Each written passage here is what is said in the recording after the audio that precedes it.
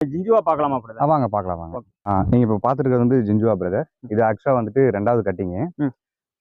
பார்த்தீங்கன்னா ஒரு 1 மந்த்ல வந்துட்டு நல்லா க்ரோத் ஆயிருச்சு. ஓகே. 1 மந்த்லயே வந்து பார்த்தீங்கன்னா ஒரு 3 அடி வரைக்கும் நல்லா வளர்ந்துரும். ம், ம், ஒரு சுத்தமா வந்துட்டு இதோட ஸ்டெம் வந்துட்டு வேஸ்ட் பண்ணாதுங்க. ம், ம். நல்லா ஒரு இவ்வளோ தடிமன் இருந்தாலுமே சரி, ம். நான் உங்களுக்கு அதுக்கப்புறம் வந்துட்டு ஆட்டுக்கு வந்துட்டு ஷோ பண்றேன் பாருங்க குடுக்கும்போது. ம். இவ்வளோ பெரிய ஒரு தடிமனான உள்ள ஒரு ஸ்டெம்மை கூட ஆடு வந்துட்டு சுத்தமா சாப்பிட்ரும். ஓகே. ஸோ அப்போ என்ன ஆகுதுன்னா, அதுங்க வந்து பார்த்தீங்கன்னா சீக்கிரமா வந்துட்டு வயிறு வந்துட்டு ஒரு ஃபுல்ஃபில் ஆன மாதிரி அது ஒரு ஃபீல். ம், ம், ம். இப்போ மற்ற தாவரத்தில் எடுத்துக்கிட்டீங்க அப்படின்னா இலையை மட்டும் சாப்பிட்டு ஓகே. ஸ்டெம்மை வேஸ்ட் பண்ணிடும். ம், ம். எக்ஸாம்பிள் நேப்பியரா இருக்கட்டும். ம். இப்போ வேலி மசாலுமே சரி, ஒரு 2 மாசம் ஆச்சுன்னா அதோட தவையை மட்டும் தான் சாப்பிடும். ம், ம்.